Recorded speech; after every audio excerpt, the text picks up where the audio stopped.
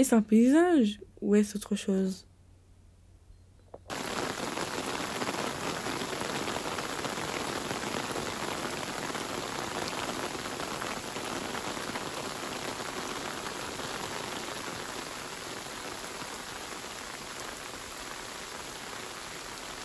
Un mur pour bloquer ou un mur pour entrer?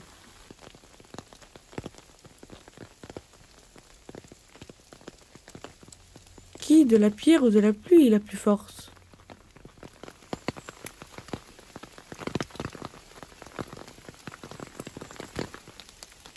C'était difficile de trouver un passage pour accéder à ce hameau ancien.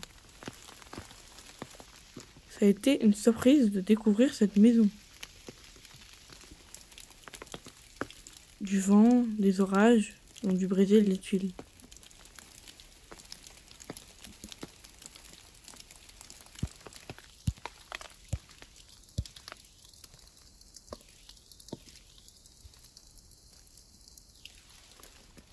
C'est comme une souris qui monte le long du mur.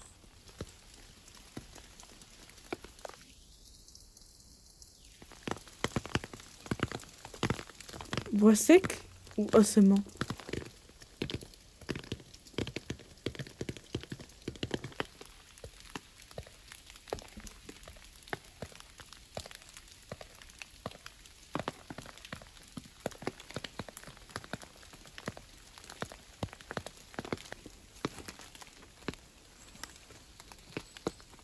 Les plantes poussent-elles partout?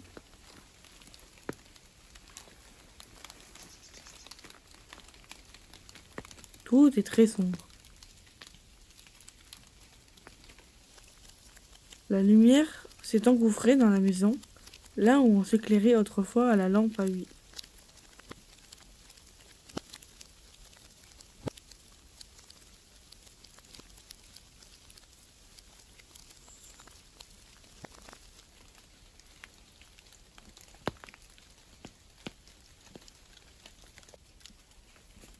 Il y a une porte, bien conservée. Elle a l'air d'être lourde. Beaucoup de gens ont dû la franchir.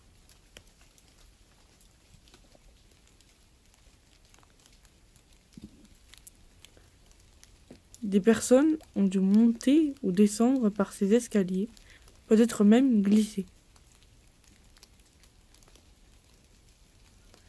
Ils sont bien conservés, mais la nature a repris sa place.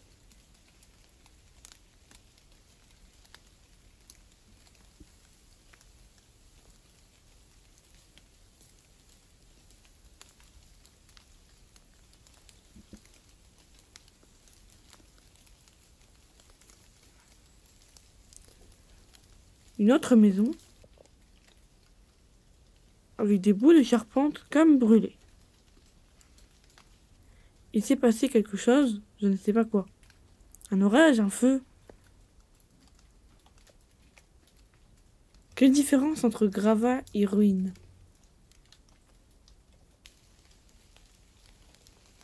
On voit une cheminée. Les gens se chauffaient au feu de bois, coupé tout près.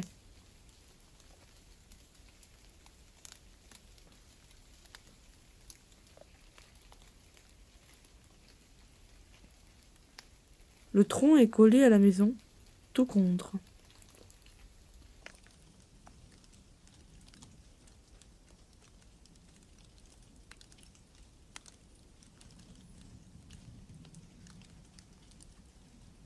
Mais l'arbre monte plus haut qu'elle et passe au-dessus d'elle. Est-ce un signe de puissance de la nature?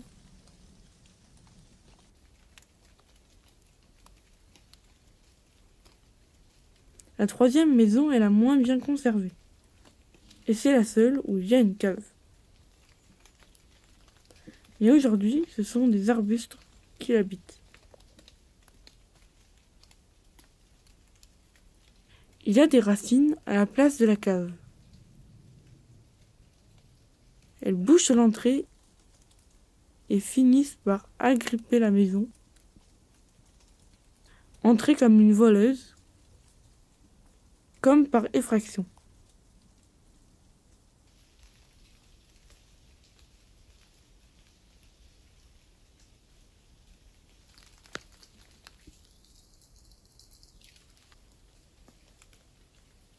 La pluie donne un sentiment de désespoir, de peur peut-être.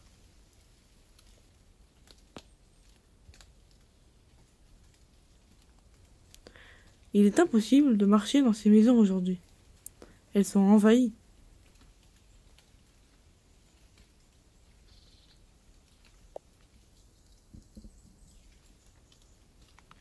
Les racines montent jusqu'au toit.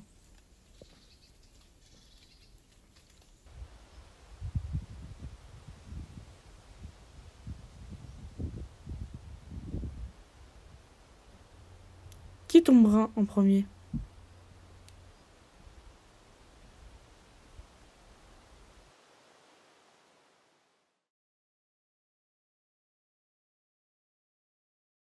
Un, 2, 3. Aujourd'hui, nous sommes le 1er juillet 2024. Je déclare que ce journal filmé a officiellement commencé. Mon objectif va être de filmer et d'enregistrer ma voix un peu tous les jours pour avoir suffisamment de rush et de son pour monter un court-métrage à la fin du mois d'août.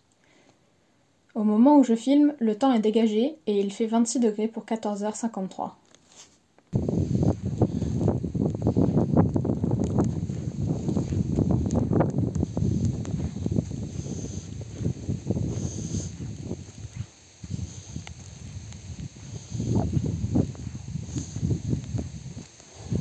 Je respire trop fort.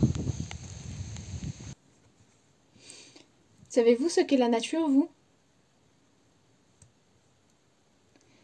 Moi, j'ai fait quelques recherches et voici la définition que j'ai trouvée. Ensemble des caractères, des propriétés qui définissent un être, une chose concrète ou abstraite.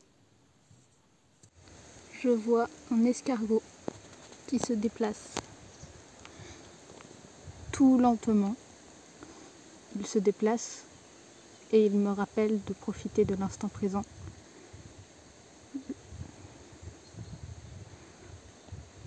Je vois un escargot qui se déplace, qui rampe, qui se cache. Ses yeux ressortent. Sa coquille aussi. Il remonte.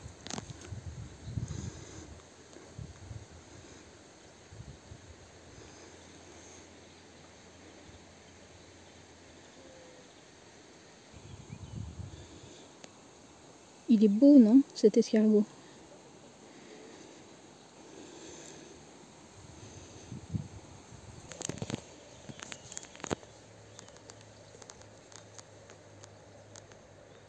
Et là, on fait quoi?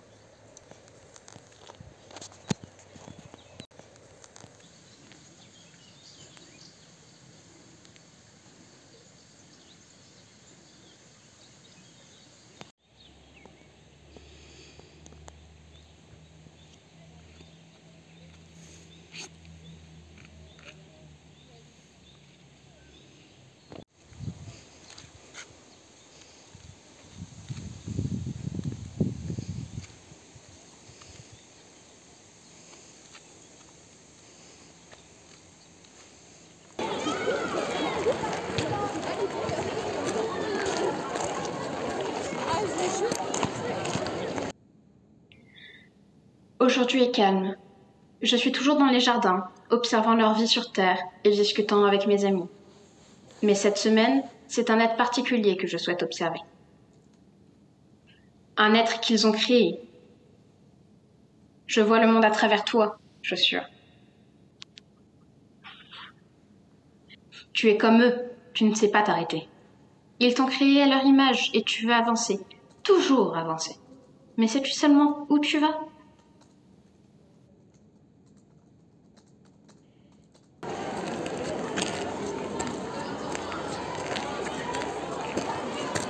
Les humains vivent dans un monde qu'ils ont façonné mais qui ne les respecte pas. Ils courent pour respecter des horaires qu'ils imposent à leur corps, à leur esprit et même à leur souffle. Quand ont-ils oublié qu'ils sont des créatures soumises à des cycles naturels ? Leur cœur bat, leur sang coule, mais ils refusent d'entendre cette cadence invisible.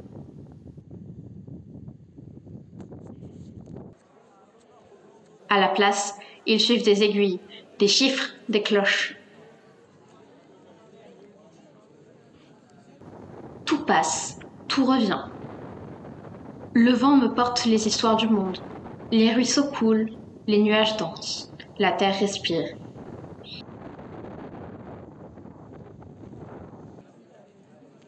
Mais eux, ils ne l'entendent pas. Ils s'isolent dans des boîtes de béton et d'acier, oubliant que chaque mur qu'ils érigent les éloigne de nous et d'eux-mêmes. Et toi, tu te débats avec une existence que tu ne comprends pas. Tu dis vouloir marcher, sentir la boue, mais tu refuses de voir que tu es déjà partie intégrante de ce qui t'entoure. Ton plastique, ton tissu, ils viennent de moi, de nous. Ils sont faits de vestiges arrachés à la terre, compressés, chauffés, moulés pour devenir toi. Même toi, tu es né de cette matière vivante qu'ils appellent ressources. Les humains oublient cela. Ils se pensent au-dessus de moi, mais ils ne font que recycler mes restes. Ils transforment le vivant en mort et la mort en outil. Tout cela pourquoi ?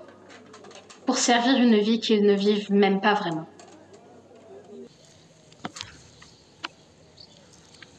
Tu sais, je suis là, autour de toi, mais aussi en toi. Chaque molécule de ton être, même celle que tu crois artificielle, vient de mon sol, de ma lumière, de mon air.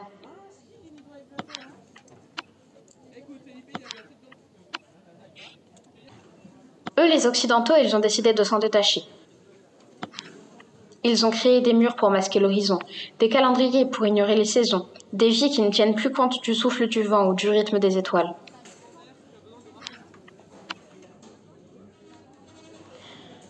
Mais arrête avec tes grands discours.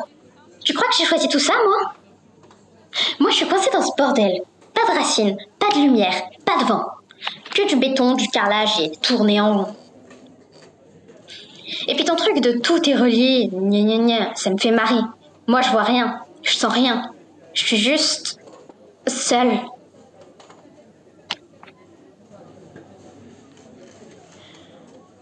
Seule ? Mais regarde mieux, chaussure.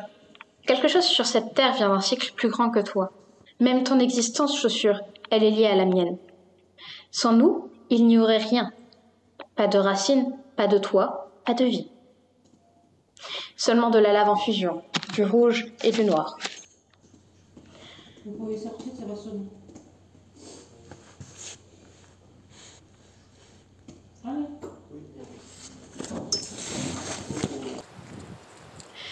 Et si le problème n'était pas de courir ou de s'arrêter, mais d'apprendre à simplement être ? Tout ce que tu ressens, cette colère, ce vide, ces doutes, ce sont des racines qui cherchent leur chemin. Même la plus grande des tempêtes finit par nourrir la terre. Tu n'es pas perdu, chaussure. Tu es en devenir. Je veux croire qu'elle a raison, mais ça me dépasse. Comment tu fais pour juste être ? Ça a l'air si facile pour elle.